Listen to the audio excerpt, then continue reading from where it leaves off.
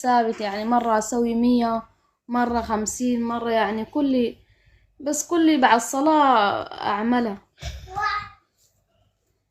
ما عندك ورد لكن ثابت؟ بس ما عدد ثابت، مرة أعمل 100، مرة 50، مرة 200. ما شاء الله، برضو خير وبركة يا فاطمة. 100 و200 و300 أسي حاجة سهلة على فكرة. أسي الآن أنا عملت 262. عملتها كده، بس خطيت المسبحة. ما شاء الله تبارك يعني الله. ده الليلة من الصباح. ما شاء الله. ما شاء الله، وبشكل يومي. يعني بس أنا من بدأت معاكم الحمد لله، يعني لي زمن كده. ما شاء الله. ما شاء الله خير. تقريبا أكتر من أسبوع بدأت معاكم، لكن أمس الصباح لما صليت الصبح، الحمد لله صليت الصبح هناي مع الناس. أيوة. وكالعادة يعني لما أصلي الصبح بتلي قرآن وبمسك المسبحة دي، يا عملت الاستغفار يا عملت الصلاة الإبراهيمية دي. أيوة. ما شاء فبقوم بنوم يعني بعد الصبح. خلاص أمس لما صليت وتليت قرآن ونمت، والله ما بستحضر الله. إنه عملت الصلاة الإبراهيمية ولا ما عملت، لكن لما نمت قال شايف إنه أنا حامل، وقال داير أوضع في الحالة دي. قال أنا حاسة بحالة وضوع داير أوضع. سبحان الله. الرؤيا يعني. رؤياي وشايفة أمي معاي. أنا حاليا في الإمارات، ناس أمي في السودان، وشايفة أمي وأخواتي كلهم معاي. ما شاء الله تبارك الله. ما شاء الله، حاولي فسريها. آه فسري الرؤيا دي. يعني هو يعني قلت لك يا حاسة شايفة نفسي إنه أنا حامل وحاسة الوضوع يعني في الحالة دي، وشايفة أمي وأخواتي كلهم معاي لما قمت للوضوع. ما شاء الله تبارك الله. يلا يا فاطمة، هذه رؤيا، فسر الرؤيا. فسرين. نعم. نفسر الرؤى. الرؤيا والله يا سلمى أنا ذاته يعني أهو حاولت أتصل عليك داير لها تفسير، يعني أنا ما عارف تفسير الوضوع في واحدين في كاتبين لك الرؤيا دي. الرؤيا الوضوع شنو تفسيره أنا الولادة ما برضه بعرفه. كاتبين لك انفراج هم، انفراج بتاع هم. لكن انت فسريها برضه عندك تفسر. نعم.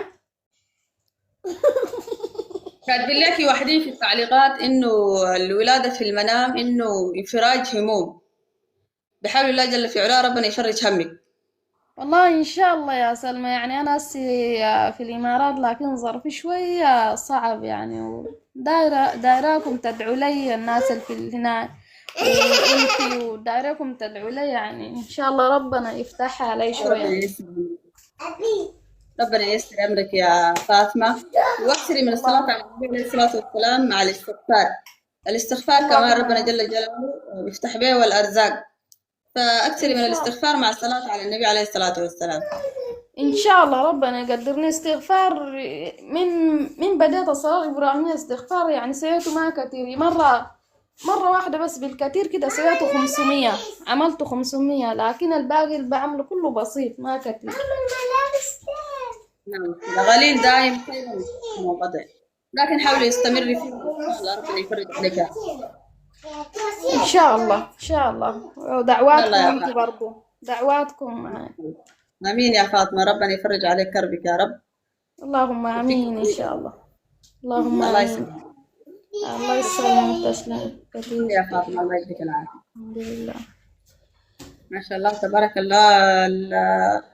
سبحان الله يا جماعة، دي رؤى الناس اللي بيكثروا من الصلاة على النبي عليه الصلاة والسلام. في ناس بيقولوا ما شفنا نتائج. آلاء. آلاء. عليك بالاستمرار. انفراج الهم من الله جل في علاه. انت عليك بالاستمرار لحد ما ربنا جل في علاه يفرج همك. فما تقولي مثلا ما شفت نتائج. اللي بيصلي على النبي عليه الصلاة والسلام ربنا بيصلي عليه جل جلاله بالصلاة الواحدة 10، وبالصلاة الواحدة 10 صلوات، بالصلاة الواحدة 10 درجات من درجات الجنة، بالصلاة الواحدة على النبي عليه الصلاة والسلام 10 حسنات، بالصلاة الواحدة 10 سيئات تمحى من صحيفتك ببركة الصلاة على النبي صلى الله عليه وسلم. فما تقول ما شفت نتيجة. إذا تأخر الفرج ما معناته إنه ما حياتي.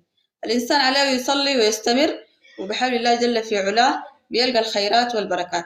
فأنت استمري في كل الحالات، استمري وما تنشغلي مثلا فلان قال وما فلان قال. انت عليك بنفسك وعليك بصلاتك وسلامك على النبي عليه الصلاة والسلام، عليك بالاستمرار. طيب